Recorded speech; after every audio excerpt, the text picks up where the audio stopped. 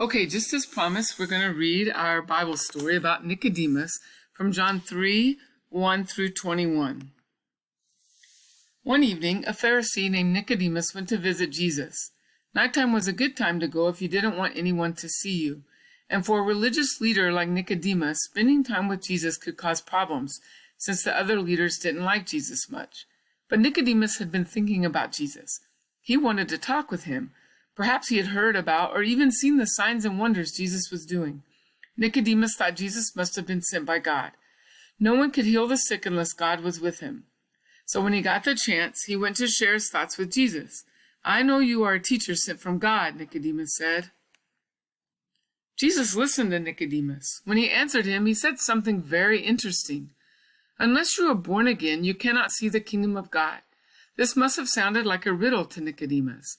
After all, nobody can force themselves to be born. It is something that happens to you.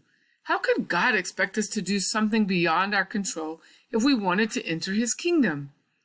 Nicodemus had other questions too. How could a man be born twice? And how could an old man be born like a baby? Jesus told Nicodemus he was not talking about what happens to a person's body. Jesus said a person must be born of water and the Spirit to enter into the kingdom of God. The Spirit is like the wind, Jesus said. You hear its sound, but you can't see it, and the wind goes wherever it wants.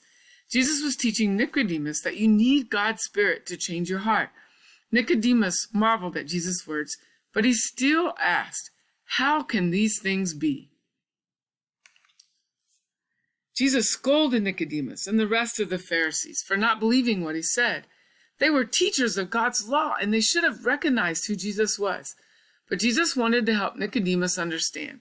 He reminded him of the Old Testament story where Moses lifted up a bronze snake in the wilderness. Everyone who looked up at it was healed of their poisonous snake bites. Jesus said he was like the bronze serpent on the pole.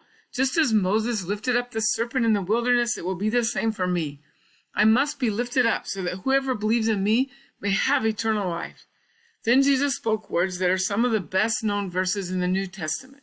See if you recognize them. He told Nicodemus, "For God so loved the world that he gave his only Son, that whoever believes in him should not perish but have eternal life.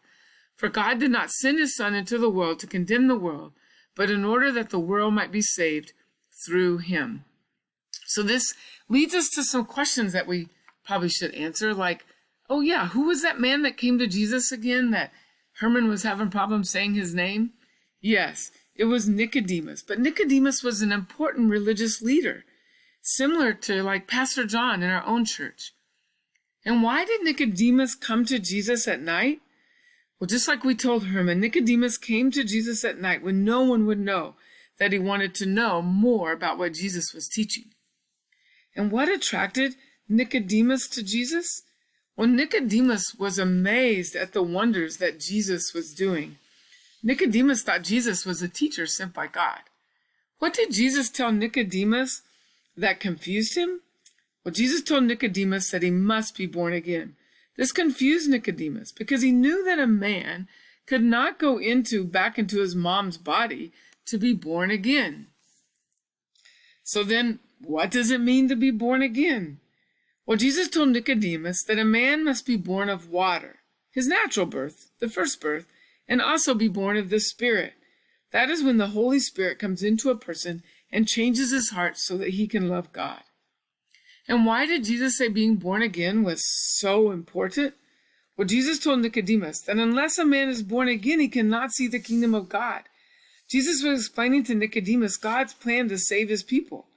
God would take their sinful hearts and change them, make them as if they were born again, so that they would be able to understand God's plan. So what exactly did Jesus tell Nicodemus? Well, let's read these key verses that are also our memory verse for this week. John 3:16 through 17 again. He says, "For God so loved the world that he gave his only begotten Son, that whosoever believes in him should not perish but have eternal life. For God did not send the Son into the world to judge the world, but that the world should be saved through him." So that's why Jesus needed to come into the world to save us, because we can't do it on our own. We needed God to send Jesus to die for our sins, and because we are sinful people.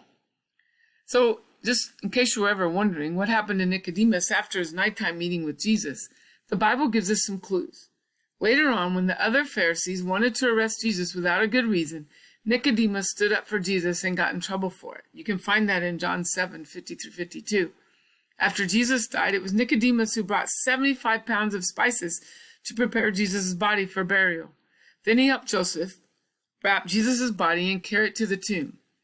Nicodemus would never have done all of that if he had rejected Jesus. Perhaps he listens to the words Jesus spoke that evening and believed. We just might see him in heaven someday. And I hope that you do see him in heaven someday. I hope that you too have believed what Jesus spoke to Nicodemus and will ask Jesus into your heart if you haven't already. Have a great week.